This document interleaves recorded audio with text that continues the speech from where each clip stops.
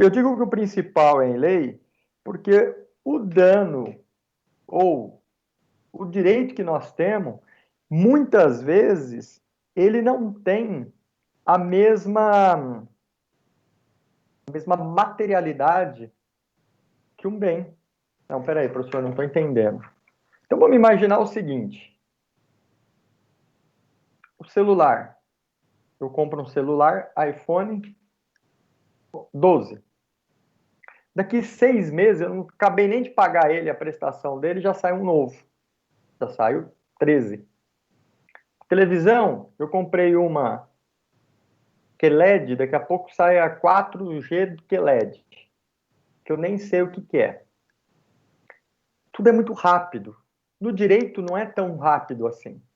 E muitas vezes a evolução social ela muda, porém a legislação não foi adequada para aquela condição. Até pouco tempo atrás, para que a gente pudesse propor ações com quem lesa as pessoas junto à informática, à internet, esse tipo de coisa todo, era complicado, era difícil, porque não existia uma lei específica sobre internet.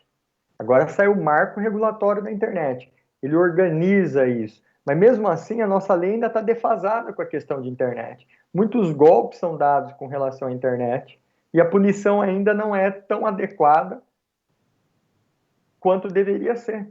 Porque quando nós comentamos na aula passada que o gatilho da lei é a sanção que é a pena, ela tem que ser rigorosa para que a pessoa saiba que se ela cometer aquele delito, ela vai sofrer aquela sanção e que ela seja efetivamente cumprida. Ou seja, que nós tenhamos meio para fazer ela cumprir. Uma das mudanças que ocorreu bacana em relação a isso foi a questão de dirigir embriagado. Né? A legislação de trânsito ela sofreu um aumento na penalidade financeira, então as pessoas hoje pensam duas vezes. Bom, eu vou ultrapassar na faixa dupla. Vocês sabem quanto custa hoje para ultrapassar na faixa dupla se você for pego? Quase R$ 2.500, eu acho. 2.000, 1.800, R$ 2.000. Pesa no teu orçamento, não dá para dividir no cartão de crédito em 10 vezes. Você tem que pagar à vista. Então, a sanção, ela tem que ser eficaz juntamente com a cobrança. Então, nós temos que entender o seguinte, que em tese, tudo tem que ter lei. Mas quando eu vou falar agora para vocês das fontes do direito, nós temos que observar que nem tudo que nós temos ou que nós fazemos na sociedade tem uma lei que protege. E se daí não tiver uma lei que protege, professor, como é que o juiz vai se manifestar? Ele vai simplesmente dizer: olha, Ari, você está processando a Laís, mas o caso de vocês não tem lei. Faz o seguinte, ó, resolve entre você e ela. Problema de vocês, o Estado não pode se manifestar porque não tem lei. O que geraria isso? Geraria o que a gente chama de caos.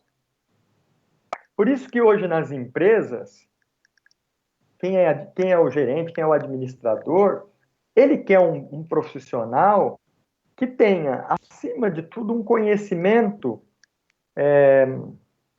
periférico de tudo.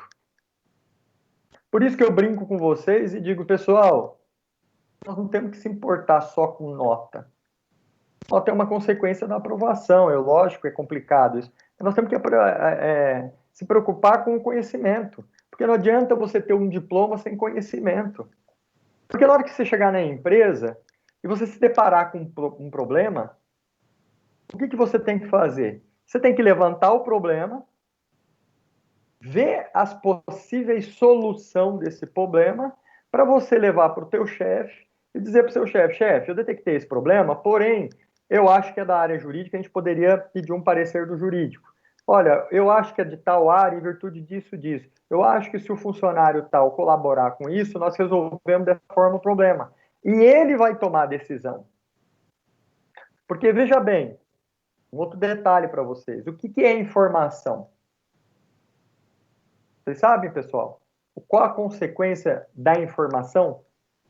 Ou qual a importância da informação? O que ela gera? Alguém tem ideia disso? Hein, pessoal?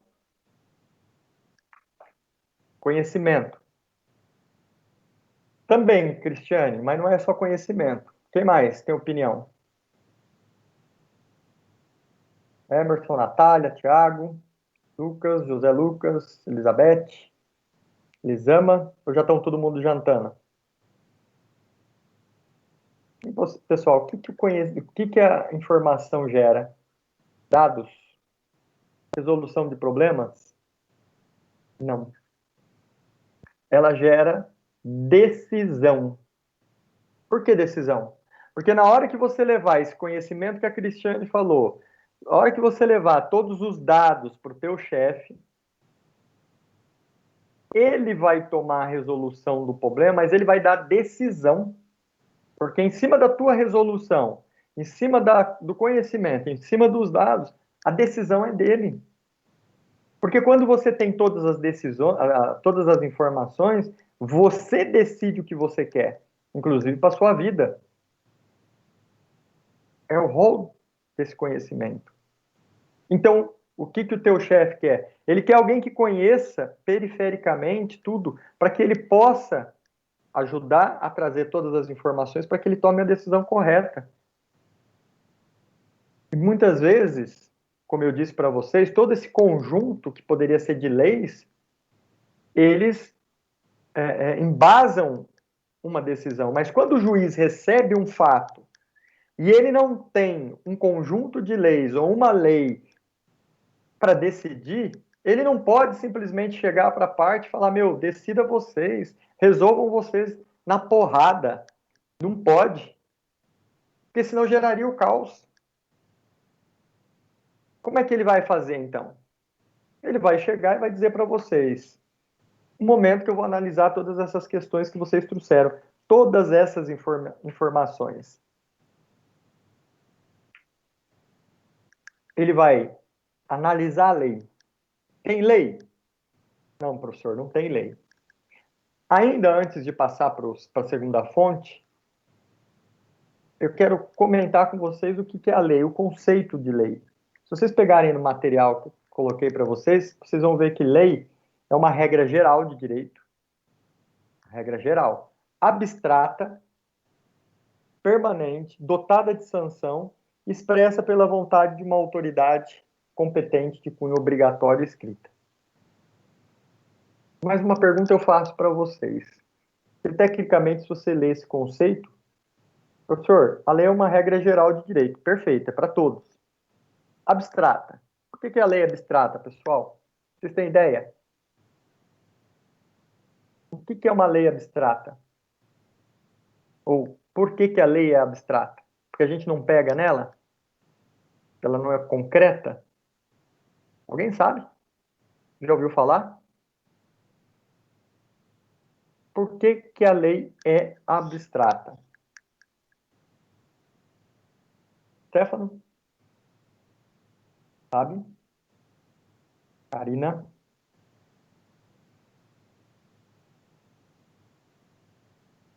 A Mariana? Pessoal,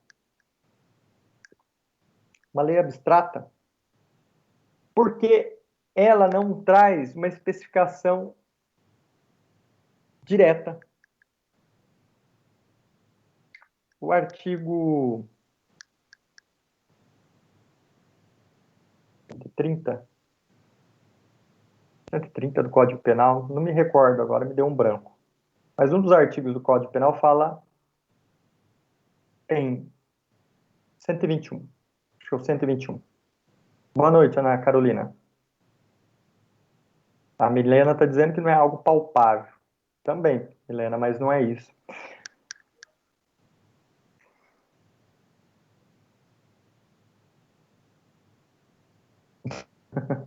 Então, tô achando meio estranho, Milena. Eu liguei agora há pouco, também deu bastante problema no Teams. Sei lá, de repente está colocando em ordem. Ó, o Stefano. Vocês podem abrir o microfone, tá, pessoal, para responder. Ó, o Stefano, ele acertou aqui, ó. Tem cara de quem faz concurso. Não tem interpretações, é quase isso. Tem um alcance diferente. O Stefano bateu praticamente na trave. Quase que entrou, Stefano. O que quer dizer a lei? O artigo 121 do Código Penal, salvo me engano, ele diz que matar alguém, ponto, pena, de 3 a 30 anos. Quando ele fala em matar alguém, não é que ele vai dar interpretações diferentes, mas ele dá um alcance inimaginário. Como assim, professor? Se eu perguntar para vocês como é que vocês matariam alguém, né? Como é que você mataria o seu marido que acabou de te trair com a tua melhor amiga? Como é que você mataria a sua amiga? Como é que você mataria aquela pessoa que causou um dano para tua família? Como é que eu mato alguém? Bom, eu mataria a facada, a tiro, envenenado, eletrocutado, queimado, atropelado. O que mais? N coisas. Se o código tivesse que trazer o rol do matar, aí a gente imagina o seguinte: o cara é um pesquisador e descobriu que lá na China tem um vírus chamado coronavírus e que está matando. Mas ninguém ainda sabe disso. Ele vai lá, pega aquele vírus, traz e espalha para a pessoa que ela quer matar. E aí a pessoa morre. E tem lá na câmera, filmado, abrindo o tubinho, mas ninguém sabe o que, que é. Aí você pega o código, está escrito lá, matar por facada, por isso, por isso, por isso. Ah, mas não tem lá escrito matar por coronavírus. Ô, professor, então se não está lá no código, ele pode ser condenado? Não. Por isso, que aí nesse ponto o Stefano tem razão, que a interpretação da lei não traz essa especificidade, não traz esse objeto. E ele dá interpretações distantes. Exatamente o que o Tiago falou. A abertura tem que ser enorme. Ele diz matar. Bom, eu estou indo com o meu carro e atropelo alguém, matei. Bom, primeira coisa, abre-se um inquérito penal, ou melhor, criminal, pela delegacia. O delegado vai começar a investigar se a minha versão de que o pedestre pulou na frente do carro porque ele queria se matar é uma realidade, ou se ele estava andando na rua e eu atropelei ele, se eu estava bêbado, se eu me distraí no celular, entenderam? Isso tem que ser apurado. Vocês não vão lembrar disso, mas foi muito, muito interessante. Alguns 2, 3 anos atrás, eu acho, porque eu estou ficando velho, já não me lembro bem. Passou uma velhinha lá do Rio Grande do Sul, que o ladrão foi invadir o apartamento dela e ela tinha uma arma guardada, ela matou o ladrão. E aí, quando ela foi dar a entrevista para a televisão, a repórter perguntou para ela, assim, mas a senhora está arrependida de ter matado ele? Ela falou, não, não tô não, minha filha. Eu não tô porque era a vida dele ou a minha. Boa noite, Ronaldo. Aí a repórter falou, então, mas a senhora não tá... Não, não tô, não. Tipo, a velha tava pouco se lixando pro ladrão. E aí fizeram uma reportagem com a promotora de justiça. Olha, então, a senhora viu lá fulana e tal, o que, que vai acontecer com ela? Ela falou assim, praticamente nada.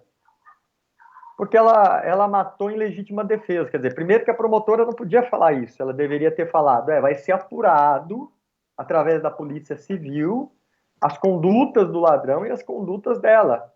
Por quê, pessoal? Porque a primeira imagem que passou na televisão, a senhora, que era uma senhora com aparência digna, de idade, tinha essa arma que foi do marido dela, se defendeu. Só que nós temos que pensar o seguinte, e se essa senhora é uma serial killer? E descobriram que ela matou as pessoas. Quando descobriram, ela deu essa desculpa. Ela traía lá os motoboys para o apartamento dela, depois ela matava, esquartejava, guardava no freezer, depois ia dando para os cachorros comer. Não sei. Quem vai definir isso? É a polícia, que vai levantar todas as condições. Então, quando a gente fala que a lei ela é abstrata, nós temos que entender que o alcance dela é o máximo possível. E aí ela só pode conseguir se livrar desse crime se ela tiver em legítima defesa, que foi o caso dela. Ela estava se defendendo. Então, a lei diz: matar alguém é crime. Porém, ele traz em outros artigos abaixo a excludente de ilicitude. Ou exclui-se aquilo que é ilícito. Portanto, eu matei, mas eu estava em uma condição especial que a lei me diz. Qual? Legítima defesa. Ou a do policial, em estrito cumprimento do dever legal. Estrito cumprimento do dever legal. Ou seja, ele estava defendendo a sociedade. O bandido mandou bala nele, ele mandou bala no bandido. Entenderam? Isso que é uma lei abstrata. A interpretação dela é o que a gente chama extensiva, é ampla. Tá bom? Bom, pessoal, não tem lei. Não tem lei. Como é que o juiz faz? Ele vai para uma segunda fonte do direito que é chamada analogia. E o que é analogia, Ari? É julgar casos semelhantes. Olha, mas peraí. Não tem lei. Se não tem lei, como que alguém pode ter julgado alguma coisa e o juiz daqui vai usar como semelhante? Veja bem, pessoal. Por que a gente faz especializações? Né? Então, vocês vão acabar aqui, vocês vão fazer MBA. Ah, professor, eu trabalho com logística. Então, eu quero fazer uma de gestão em logística. Olha só, né? São coisas tão interessantes que a gente muitas vezes ouve falar, muitos colegas trabalham com isso, mas a gente não vê tamanha importância disso hoje. Ainda mais num país do Brasil, que é um tamanho continental. Quando você fala em logística, por exemplo, de vacinação, como que essa vacina vai chegar nas pessoas? Né? Eu fico assim abismado agora assistindo a Globo, porque ela me irrita bastante, mas eu gosto, para ficar um pouco irritado, de ver o descaso, né? E essa briga dela com o governo, e ela falar assim: é um descaso, o governo federal não está liberando vacina. Mas liberada onde?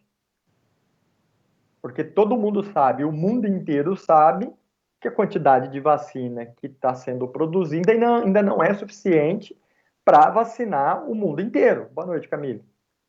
O Ronaldo também. Não é.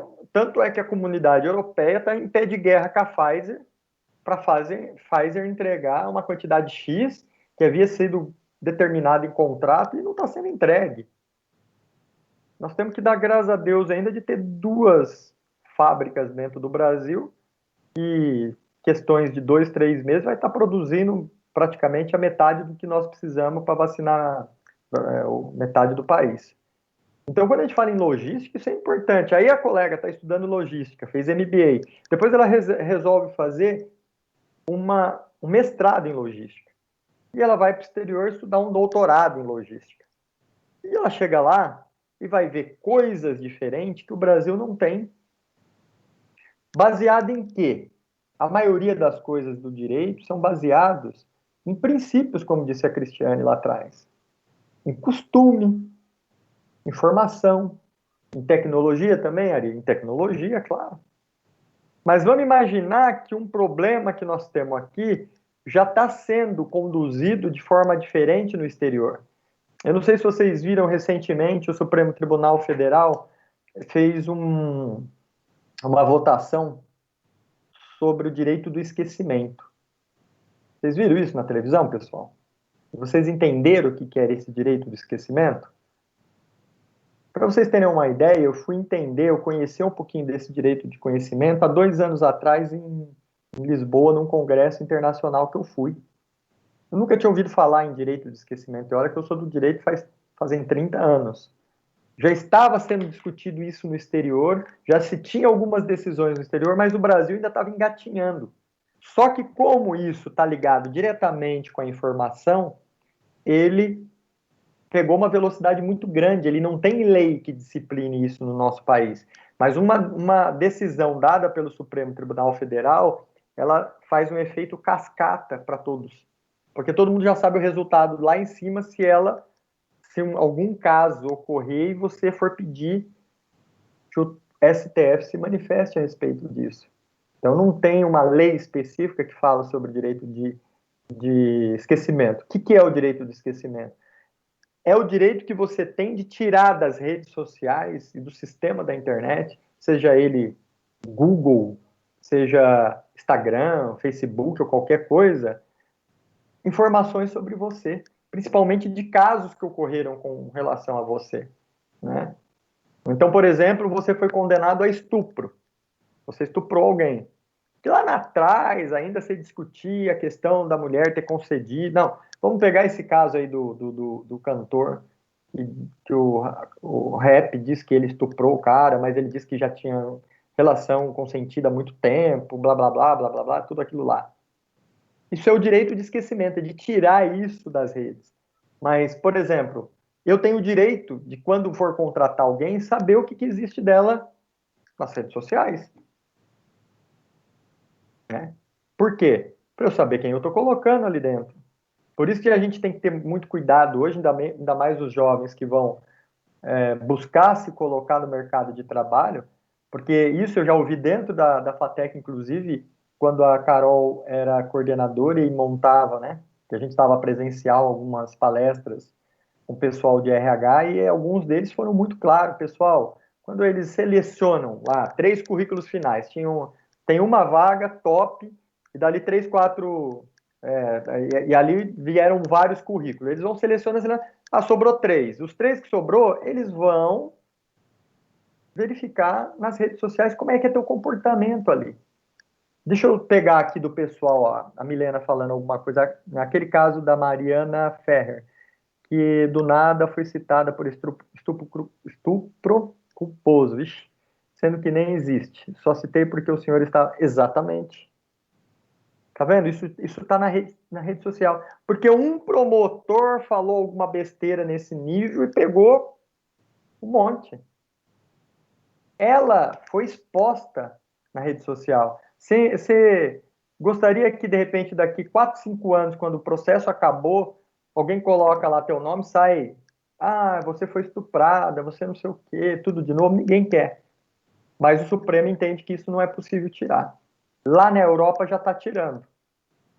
Stefano perguntou aqui, professor, você poderia explicar por que nesses julgamentos o Luiz Barroso se alegou impedido de votar a favor ou contra? Seria bom a gente saber. Stefano, quando um juiz, no caso deles, do Supremo Tribunal Federal, ou qualquer outro juiz, por exemplo, eu sou amigo de juízes, tá? Tomo cerveja, às vezes faço churrasquinho na casa dele ou no meu escritório. E aí, se eu entro com uma ação e cai para ele julgar, ele se dá como impedido. Por quê? Porque ele coloca lá, eu sou amigo do advogado. Provavelmente eu não vi quais foram os motivos que o Luiz Barroso se deu como impedido, mas provavelmente ele poderia já ter, em casos anteriores de chegar essa decisão para ele, explanado a opinião dele. E eles não podem fazer isso. Então, assim, tem vários motivos que podem deixar um juiz impedido de se manifestar naquele processo. Por quê, Ari? Porque senão ele deixaria de estar imparcial para ser parcial. Entenderam? Ele poderia ter lá motivos já ligados a essa questão do esquecimento e ele então se dá por impedido. Por quê? Porque ele tem que ter uma fundamentação. O juiz, quando dá se impedido, fala: olha, eu sou amigo particular do Ari.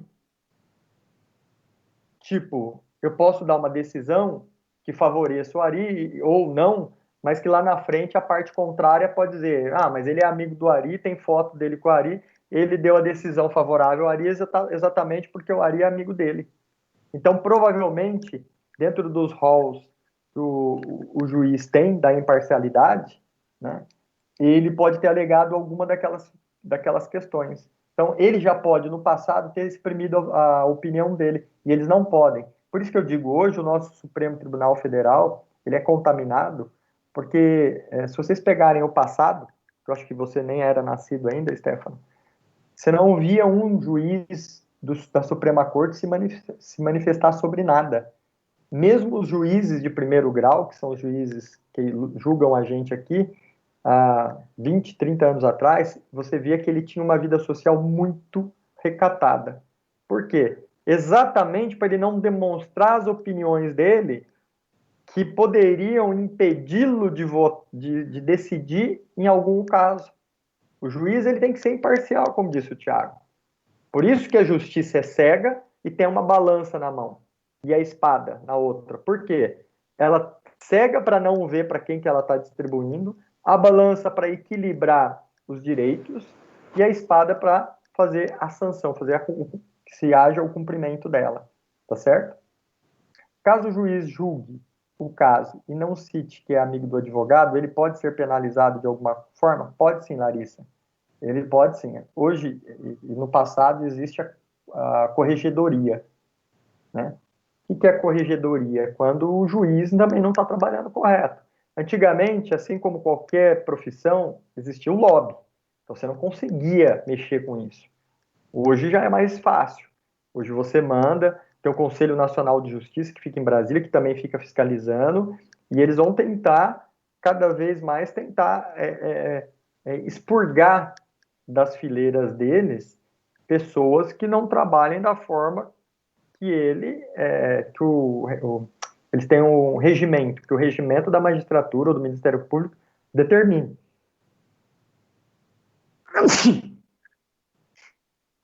Entendeu? Então, hoje é possível sim. Né? É lógico, você levar um juiz a uma penalização, obrigado, Milena, é difícil, mas ele recebe advertências que isso vai prejudicar as promoções automáticas dele, tá certo? Eu tive um caso aqui na região, uma cidade aqui da região, que eu tinha um cliente que estava com um processo que penhoraram patrimônio dele, dinheiro de conta.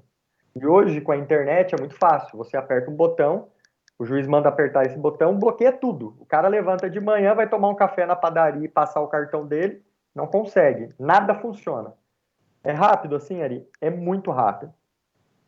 E aí, houve um excesso.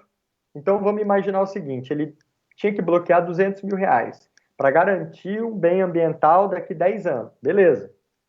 Ele vai lá e bloqueia a conta. Na conta tinha R$ 600 mil. R$ 400 mil é para que a pessoa pudesse pagar todos os seus funcionários, fazer um tratamento de câncer pela qual ele estava passando e manter a família dele, a dos funcionários e tudo mais.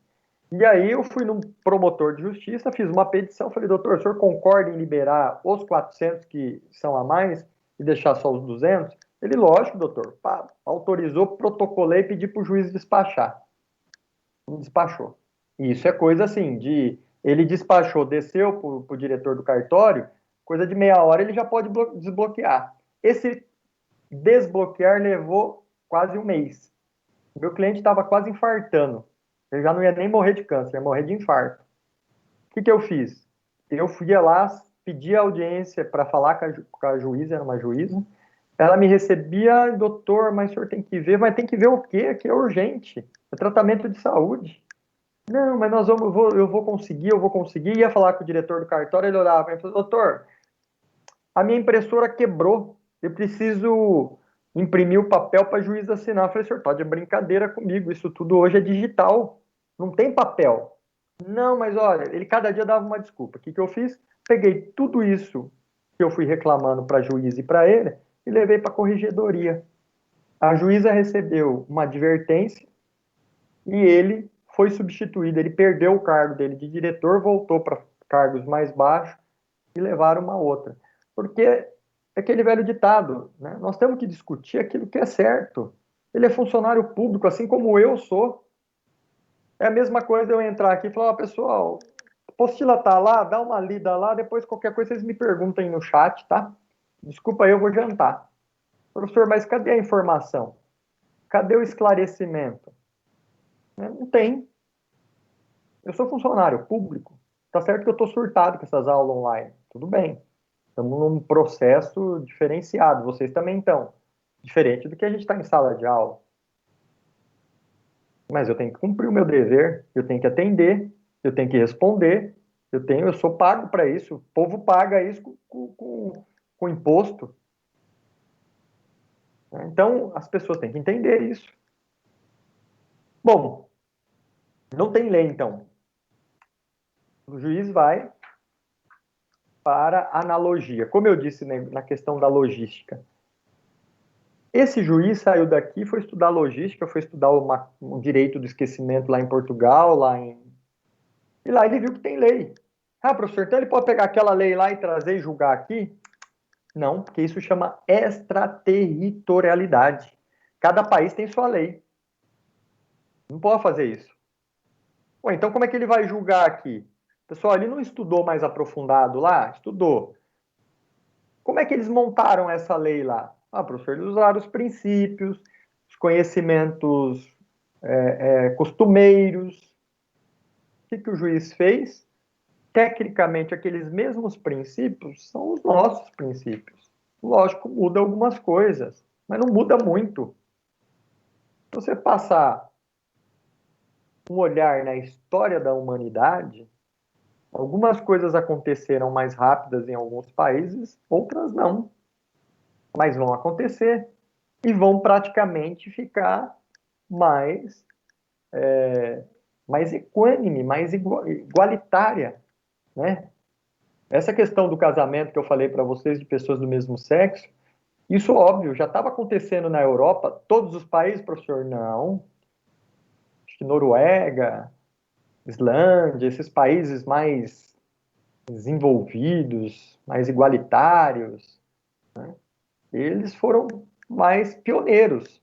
Espanha, depois os outros países foram vindos. E agora, o Brasil também entendeu a necessidade disso, até porque nós temos a ONU, que é a Organização das Nações Unidas, que ela tenta não impor regras, ela nem pode isso para todo mundo, mas ela tenta mais ou menos que os países fiquem igualitários. Por isso que para participar da ONU, tecnicamente, e ser considerado um país democrático, você tem alguns princípios que são iguais para todos os países que são democráticos, mesmo que um falso democrático.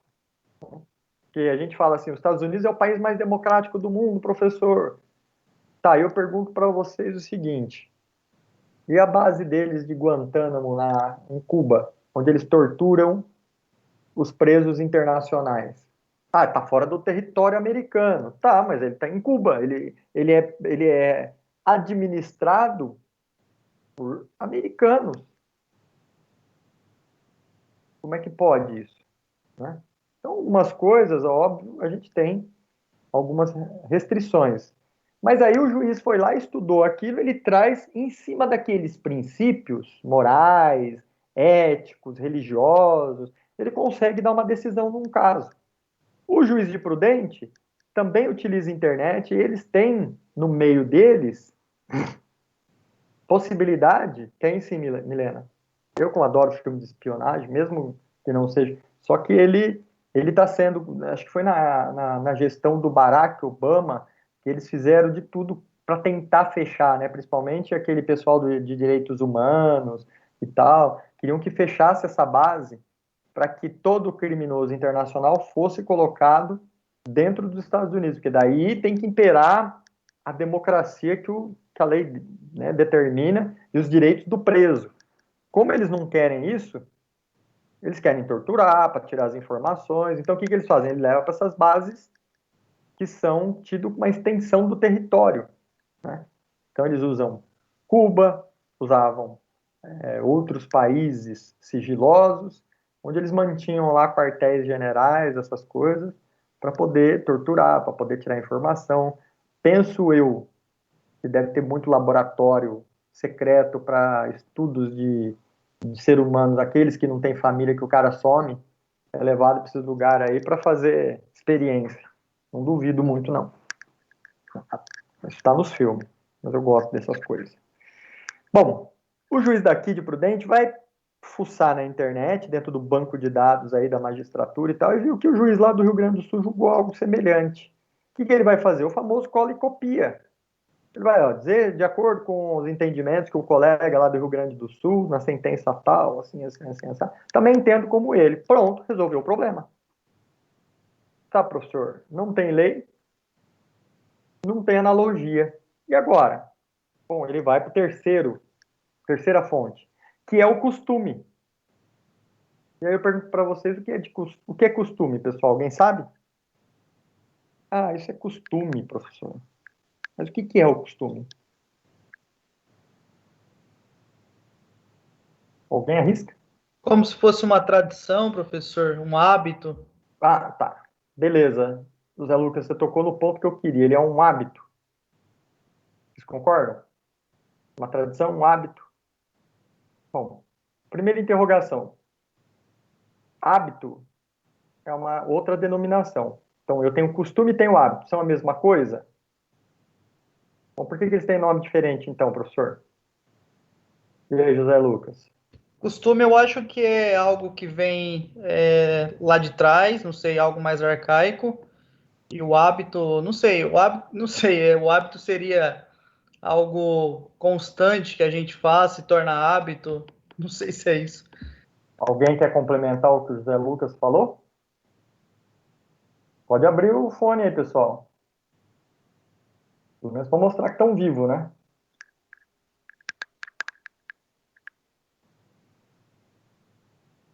Bom, hábito é mais individual e costume é coletivo. É isso aí, Stefano. Oi, Stefano, você está sem microfone?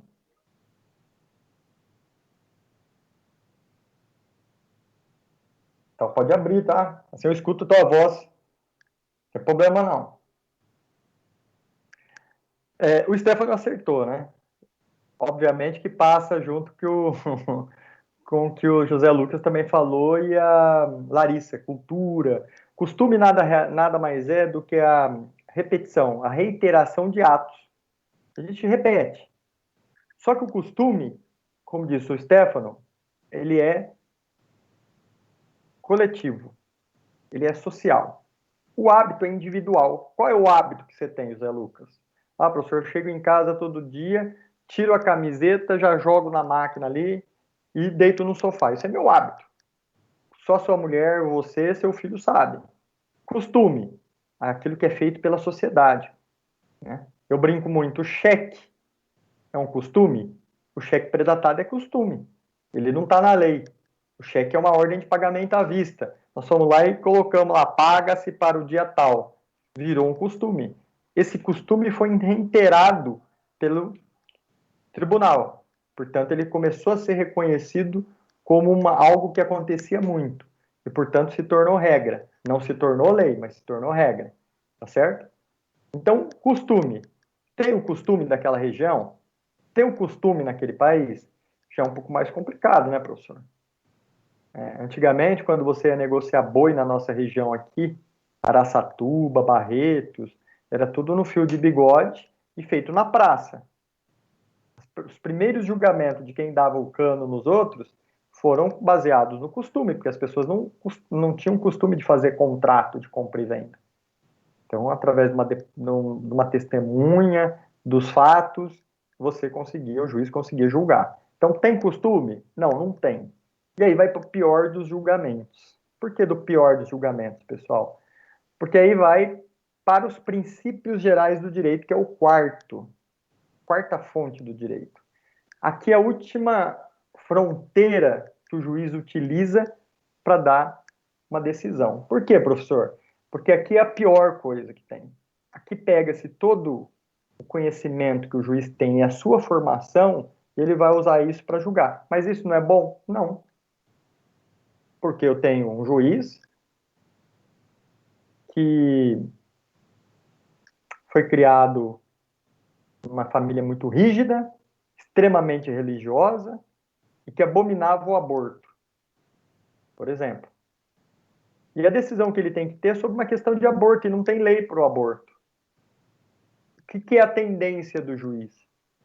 É julgar contra, é condenar quem cometeu o aborto, sem analisar com clareza todos os fatos que aconteceram. E isso é uma das coisas que nós vamos debater nas próximas aulas. Aborto deve ser liberado ou não deve ser liberado? Tem uma possível tendência de mudança da lei. Estaria na lei abstrata? Não, Thiago, não estaria porque não tem lei. Entraria aí na formação de cada um de nós, na sua personalidade. Porque enquanto esse juiz é um cara tradicionalista, extremamente rigoroso, você tem aquele outro juiz que é inteligente, mas foi criada na linha paz e amor. O pai fumava maconha, a mãe também, a coisa era liberada, tudo podia. E aí, quando ele vê esse troço, ele vai falar: não, isso é mais sossegado do que a gente imagina, meu. Libera esse trem aí. Opa. Então, cada um vai julgar de acordo com essa formação. E não é isso. O juiz tem que julgar de acordo com a lei. Ponto. Ah, mas tem um costume muito fácil. Vocês querem ver um costume que foi discutido recentemente não, alguns anos atrás, agora está até mais pacificado. A questão da vaquejada não, farra do boi. O que é a farra do boi? A farra do boi, ela é uma continuidade, um resquício das touradas. Exatamente, Stefano. Pode não ter lei, mas já pode ter alguns precedentes, que seria, nesse caso, analogia. Alguém que já julgou. Que o juiz pode daqui julgar igual, como ele também pode não julgar igual, tá? Mas ele pode ter um parâmetro com isso. Mas voltando, quando tem a farra do boi, ela é oriunda da Europa, que decorre das touradas. Só que ela não tem lá o toureiro e o cara que espeta o boi, mas judia do boi. Isso estava sendo feito ainda, até poucos anos atrás, principalmente no Rio Grande do Sul. Por quê? Porque o Rio Grande do Sul recebe uma grande quantidade de imigrante europeu.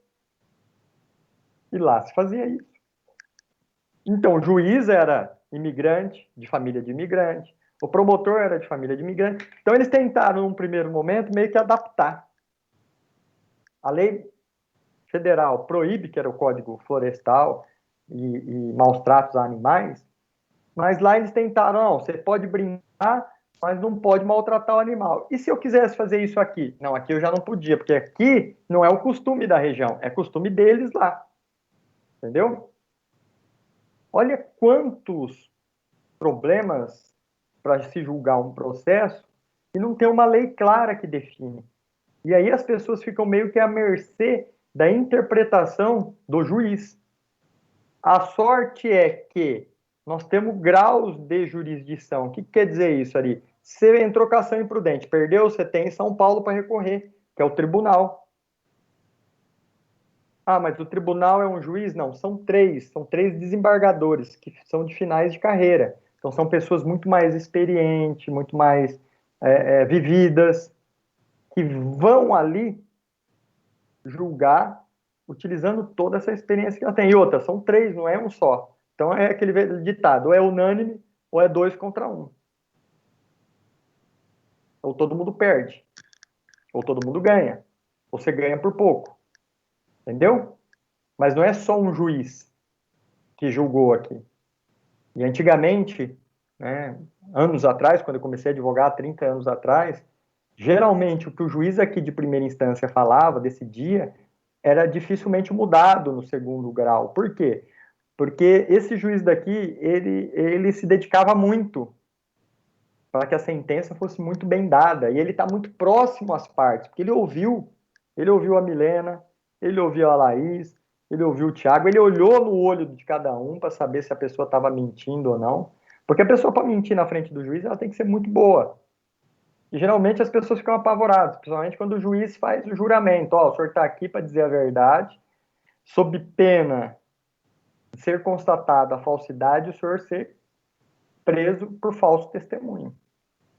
Então você fica com medo de falar alguma coisa que não seja verdade, que você pode ser processado e preso. Então, veja bem, pessoal, o juiz tem que usar as 4 fontes do direito, né? O ideal é que só exista a lei, que aí vai se interpretar a lei, mesmo como o Tiago falou, que ela seja abstrata, que dê a extensão, mas existe uma lei. O duro é quando não tem a lei, tá? Mas ele, de qualquer forma, ele tem que dar uma decisão. Que daí os juízes do tribunal vão manter essa decisão ou vão mudar. Mas pelo menos resolveu em parte, né, ou por hora, uma pendência social que as pessoas tenham. Professor, Pois não, só uma perguntinha meia ignorante até da minha parte. não, imagina que isso. Quantas instâncias, na verdade, é possível se recorrer? É possível você recorrer até, em tese, 4 instâncias. A primeira é imprudente.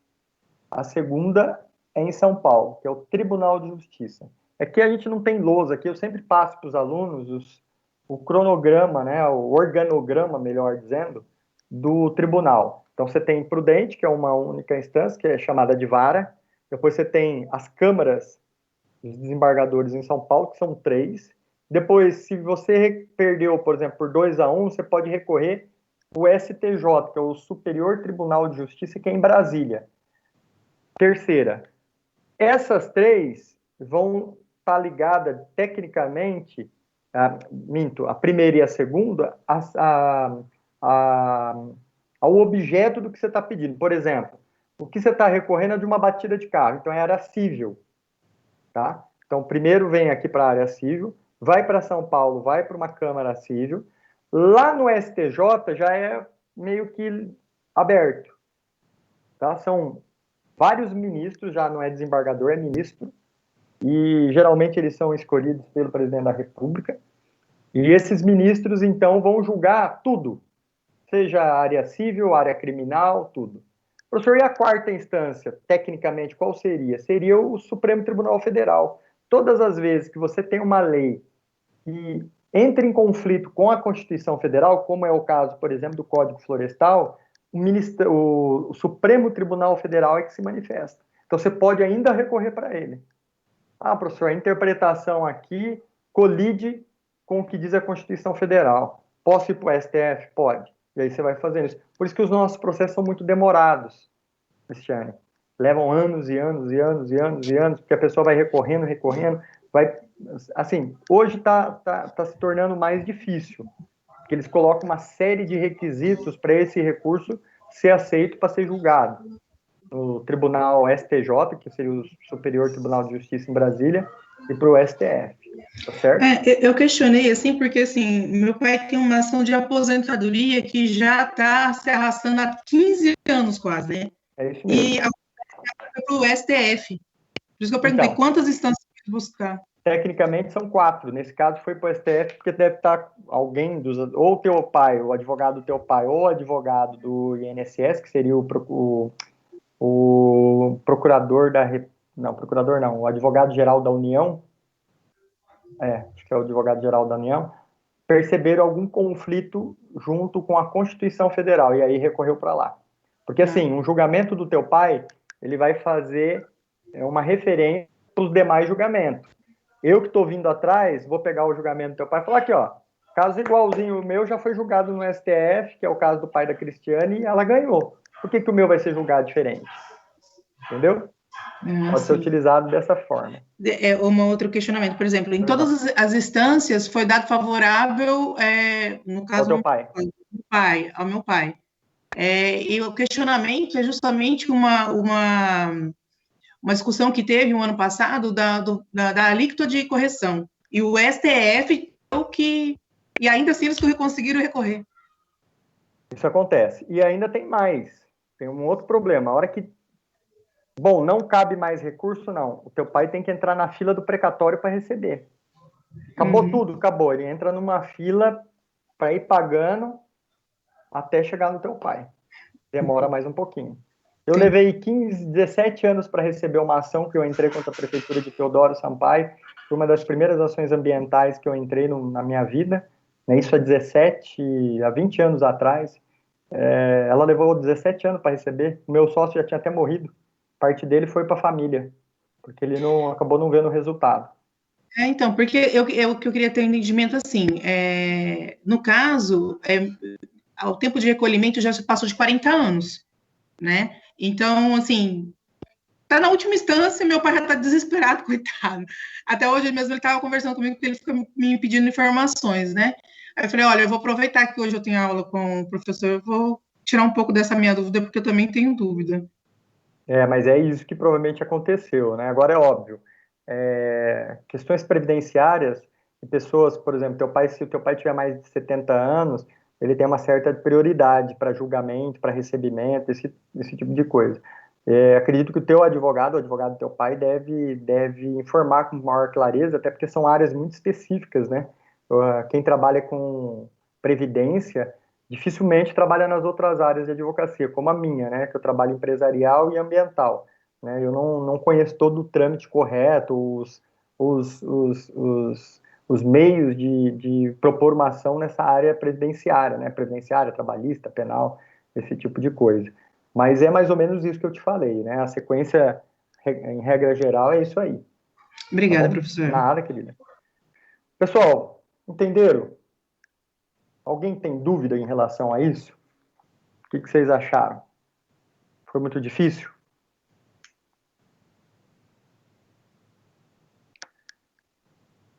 No silêncio. Espera aí que o Stefano pergunta. E quando não existir lei, mas já... Ah, tá.